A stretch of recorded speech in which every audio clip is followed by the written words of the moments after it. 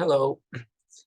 Okay, we have the material list with the conductivity. We know we can create the drop-down list, and then we can assign that conductivity to this material on the list. But now I want to create another, so I'm working with this table here to calculate the thermal conductivity of this wall. And I want to work with the same Excel file. Okay, so I don't want two different Excel files, one with the list, another one with that. So I want to create a drop-down list here and the thermal conductivity, no, the drop-down list here with the materials and the thermal conductivity there. Just a question of the format. You see that I have different decimal numbers here. If I want the same decimal numbers on all the columns, you have to right click, and if you select format cells, here we have number, and in number we can select two decimal places. So if I select two decimal places, I have two decimal places here. I can do the same thing with all cells, but if I want to do it with all the cells, I have to select Format Painter here in the home page, Format Painter, and then select all the cells here, and now all of them have these two decimal places. And if I select this and I select this one and I do it again, select this one, so I turn everything into two decimal places. What about this? If I select Format Painter and click here, you see that I have also changed the color. Okay, so if I do this, probably it's better, create the Format Painter, select everything, so fix the two decimals. And then if the air exterior you want to create a new color, you can create a new color for the air layers, and that means that you are not going to touch these two values. This is going to be always 0.34 and 0.63. But the rest of the white cells, it's something that you can edit and you can change the values. Then if you want to do something here, if you select on this column, on the A at the top of the column, right click, and you can insert a column here. And if you select the row and click insert, you can insert the row there, and then you can change the height of this row. Okay. So the goal is that I want to have my drop-down list here, and the list is not going to be on this screen. So to do that, I want to create a second sheet. We have this file, and we can have two different files. Okay, so I have this file, and I have this material here, and I have this file with this table, with this material list. So I want to select all these. I select these two columns for material and conductivity. I can copy. Okay, and now I can go to the table, and I can copy this here. I want to create a new sheet number 2. And now you can select this column A, Control V, and then, or you can paste. Okay, so if you can paste, you paste this thing, and that's it. Okay, so that's the list with materials and conductivities. If we want to create a drop-down list, first we have to create a table. So we have to select all these again, Control T, and then you select the table and click this. My table has headers. We click OK. Now that becomes a table. And now we have to go to formulas.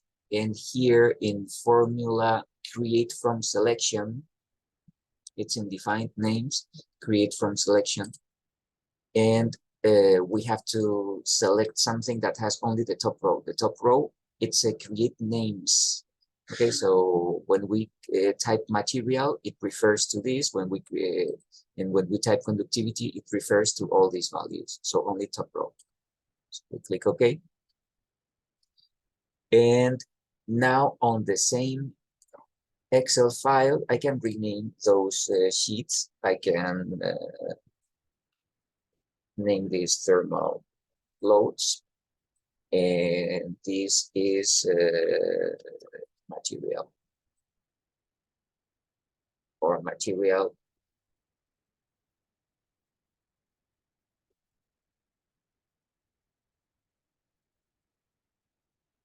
and conductivity. Okay, so I have thermal loads here, material and conductivity there. So that's a table. And remember that Control T, it's not enough. You have to go to formulas, create from selection, and select top row. Okay, so now we are here on the thermal loads, and I want to create a drop down list here.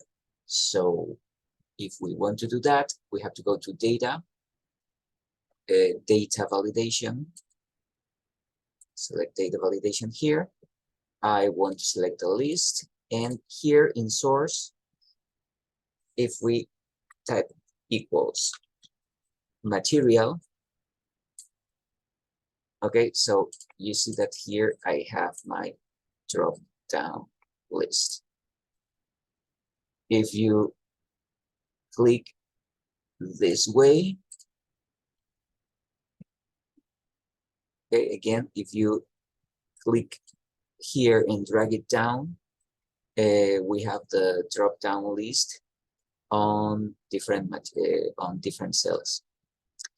If you want a new material, you have to select somewhere here in the middle of this material list, and then insert, and then you have a new row. You do this and you have the same. But we have to do the same. If we want to keep the formulas, it's better that we select all these rows and then we drop it down. And now that's the formula. So I can select the formula. And this is the, okay, that is not the best way.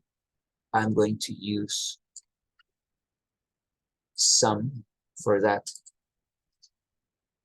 Okay, and now I can select all this range so that when we insert another list, it's included on that.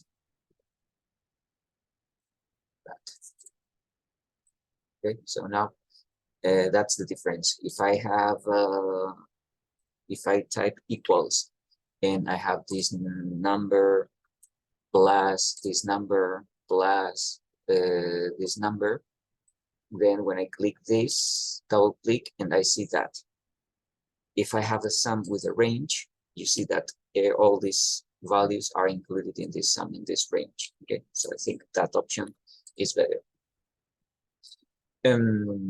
Other than that, this is what I get. I have the list here, and now I want to match the thermal conductivity that I have here. Okay, we have different values depending on the material that I have there. So to do that, I have to use this formula. So I type equals, and the formula is sum if s. So I start doing this, sum if s. Okay, and now what does it mean? I have three things to place here within this parenthesis. The first thing is, what do I have in the thermal conductivity? I want the conductivity. So if you start typing conductivity, you see that I have created that table with these formulas, with this top. So Revit understands that when you're typing conductivity, you want all the values that are on that column. So double click here, conductivity. This conductivity is related to what? To the column material. So the second after the comma, I have to type material. And then where do I read these things? I have created that list here. Okay, so I have to select this cell, B5 or whatever. So again, what's the logic behind this? What do I want? Conductivity.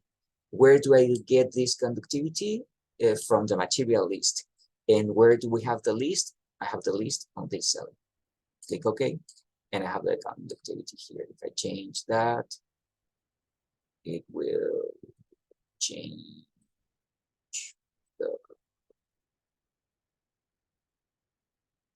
this. And why doesn't it change? Because I have to drag this down again. Okay, and now it changes.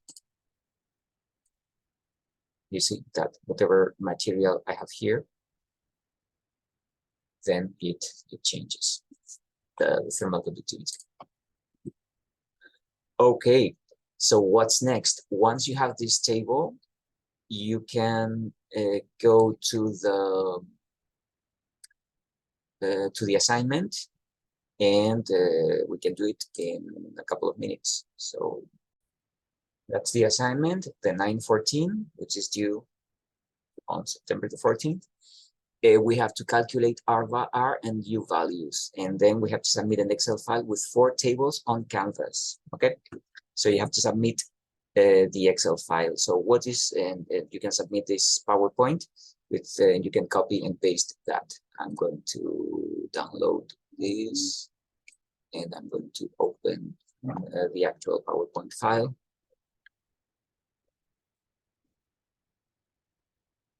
So here you have 4 different materials. I'm going to do the first one. So we have air out, air in, brick 4 inches, concrete 8 inches, EPS, extruded polystyrene 4 inches, and the gypsum board 1/2 inch. Okay.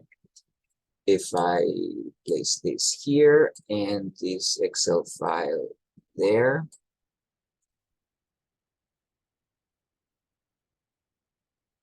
okay. So the first is exterior air. I don't have to or air outdoors there. I don't have to touch this, so it's always 0.34. And then the first material is brick. So I can select here brick. Where's the brick?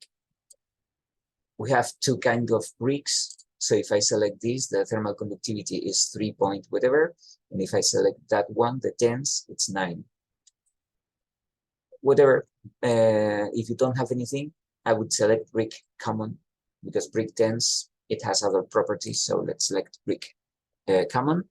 And then we have this, the thickness, 4 inches. I have to change the thickness. Okay, but even if I type 4, I have changed the format. I don't have to type 4.00. It's just this. Then the second material is concrete. So I select concrete here. Concrete, that's the thermal conductivity, and the thickness is 8. Okay. Now the next material is EPS. This is expanded polystyrene. So I think this is under polystyrene. Okay, polystyrene expanded, this one. And I have 4 inches. And finally, I have the gypsum board. So you select the gypsum.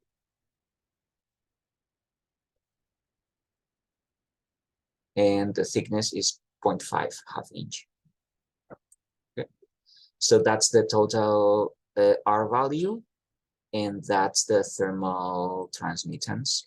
In thermal transmittance, I think it's better if we use 3 decimal places. Yeah, because it rounds up or down or whatever, but the 3rd decimal, so we can have 2 decimal places except for the thermal transmittance that we need 3. If we want to convey the idea that this is a wall, we can type the wall here. Then I can select all these columns, and I just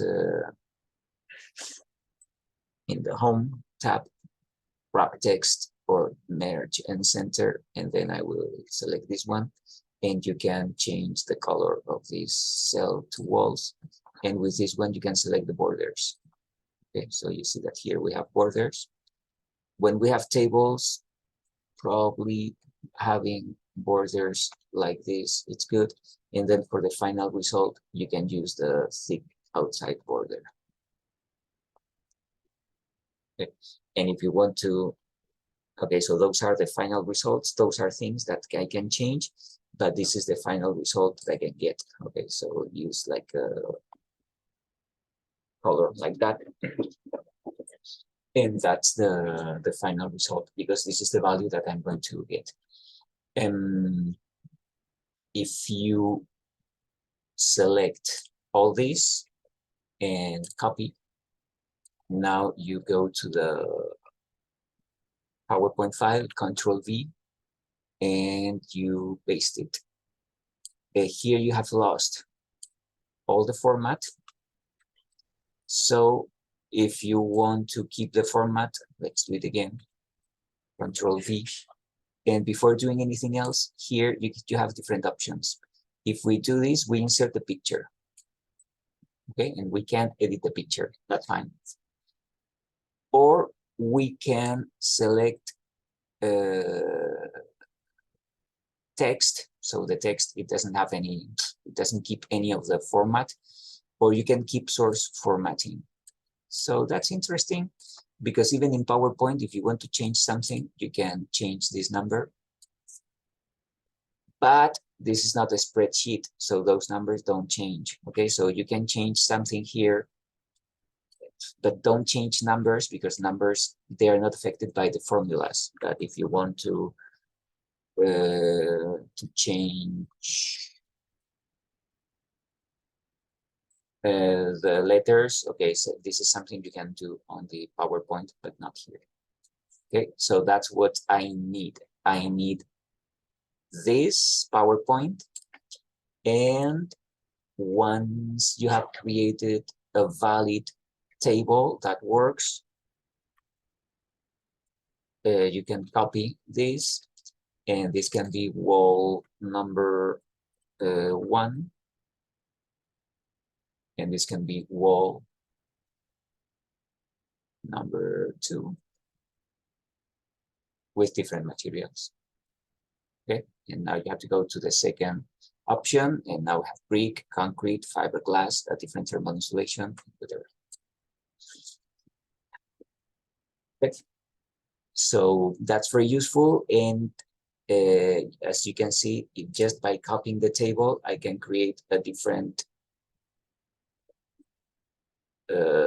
wall with different elements or different layers, and that changes the R value and the U value change.